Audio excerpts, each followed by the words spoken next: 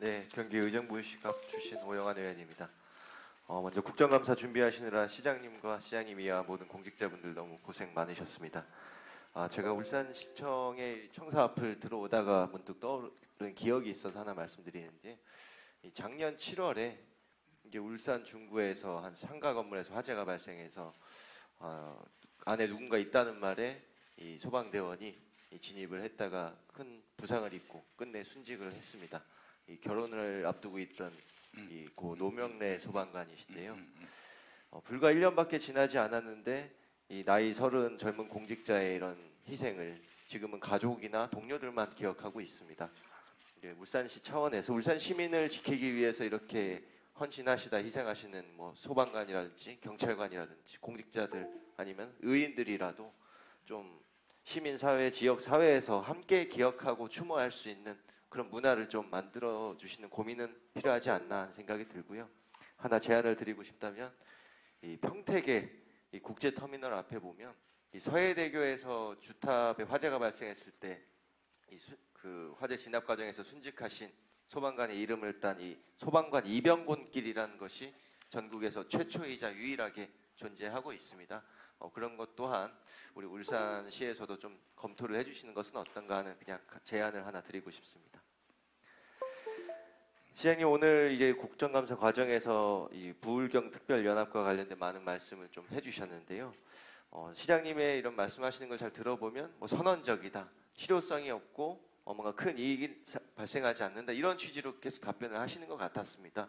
그리고 국가로부터 어떤 사무가 이 권한이 확대되는 것도 아니고 경제적인 이익이 오는 것도 아니다 하셨지만, 사실상 이 국가 위임 사무도 이런 광역교통 관리라든지 이런 광역간선 급행 버스 체계라든지 이런 일반 물류단지를 지정한다든지 이런 국가 위임 사무도 늘어나고, 자치 사무도 18개 프로젝트에 61개 사무가 또 늘어나고 그렇지 않습니까?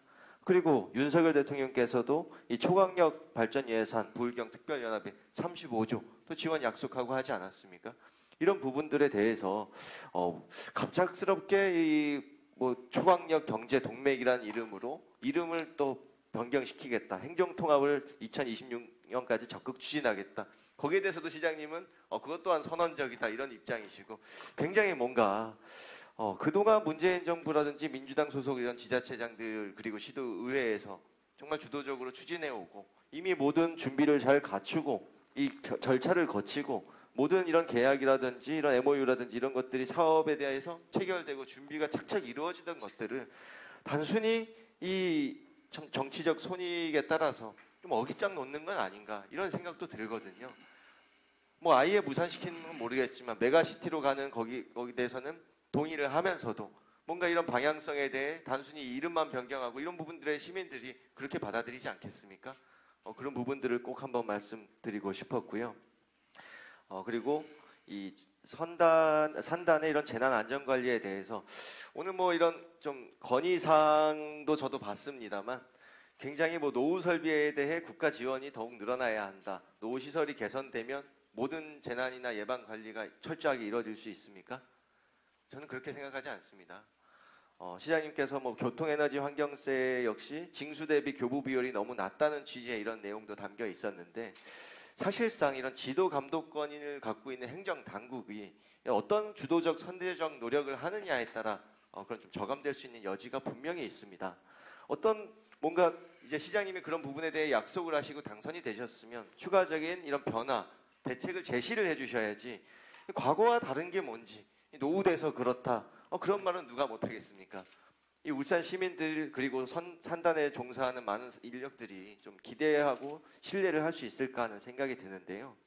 하나 좀 제안을 드리고 싶은 것은 지금 업무 보고에도 IoT 기반의 이런 스마트 통합관제센터 이런 부분들이 담겨 있습니다.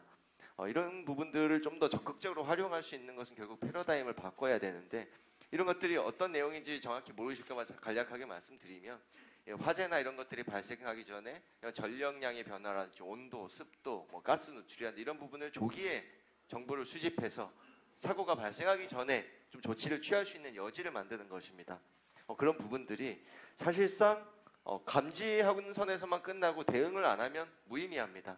이것은 행정당국의 역할이 그만큼 중요한 지점이 있는 부분이고요.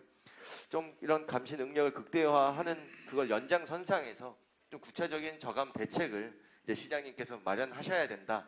그걸 제시해 주시고 거기에 필요한 이런 소요 비용이나 이런 국비 지원을 말씀하시는 게 시장님의 역할이라는 점을 좀 말씀드리고 싶습니다. 오늘 질의와 답변 과정에서 굉장히 시장님의 태도를 보면 좀 아쉬움이 많이 남는 부분을 간략하게 말씀드리면 이런 해상 풍력이나 이런 에너지 전환 이런 문제에 대해서도 기술 수준도 그리고 이윤이 확대될 가능성도 없다. 시기상조다 이런 취지로 말씀하시는데 사실상 이 아리백 등 전 세계적으로 전 기업적으로도 이 탈탄소 시계 달력은 끊임없이 바뀌어가고 지금 달려가고 있는데 속도가 붙고 있는데 계속 그렇게 무용론, 변화 무용론으로 말씀하시면은 대체 미래에 어떤 희망이 보이겠습니까? 불경 이 특별연합에 대해서도 선언적이다, 실효성 없다. 기존에 적극적으로 전환하려던 이런 노력마저도 정책적으로 좀 백지화하려는 모습을 보이시고 재난안전관리에 대해서도 노후 개선에 이런 국비 지원이 필요하다는 말씀만을 하시며 과연 이 대안 없이 현상 유지만 하겠다는 건지 과연 울산 시민이 어떤 비전을 시장님에게서 볼 수 있겠습니까? 그런 부분에 대해서는 좀 기대와 신뢰를 가질 수 있는 그런 리더십이 있는 모습을 좀 보여주시기 바라고요. 시간이 거의 다 됐습니다만 우리 존경하는 동료 의원께서 보여주신 이런 지시사항에 담긴 영상 끝내 사과는 거절하셨습니다만 이 말씀은 꼭 드리고 싶습니다. 견제받지 않는 권력은 부패하기 마련이고요. 이 견제 자체를 무력화하려는 시도를 하신 겁니다. 그 부분에 대해서는 이 울산 시민에 의해서 선출된 이 시장님으로서는 굉장히 적절하지 않은 행동이자 발언이셨고 시민을 대신해서 시민의 대표로서 이 질의하고 자료를 요구하는 그 역할을 굉장히 무력화하려는 그런 시도는 결코 온당하지 못하다. 앞으로는 결코 그런 일이 없어야겠다는 말씀을 마지막으로 드리고 싶습니다. 역으로 잠시 말씀 올리겠습니다. 그 자료 요구는 공식 자료는 거부를 할 방법이 없습니다. 비공식적으로 오는 것을 제가 말씀했지 공식 자료는 시의원이든 구의원이든 누구든지 공개 청구하면 다투게 되어 있습니다. 그걸 가지고는 막을 방법이 없습니다. 비공식 자료에 대해서 제가 이걸 이런 식으로 빼내가는 걸 제가 말씀을 드린 부분이고, 네? 여당은 되는데 야당은 안 된다고 그러셨잖아요. 의원님.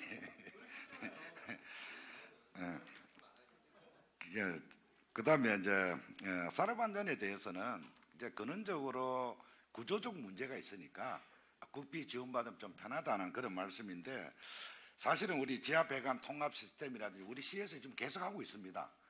그 모든 지하에는 뭘 들어가고 어떻게 되어 있는지 위험 요소가 뭐 있는지 이 석유화학 단지 내에 있는 여러 가지 시설에 대해서는 이미 우리가 다 하고 있다는 말씀인데 그러려니까 기업도 얼마 내고 우리 시에서도 돈을 냅니까?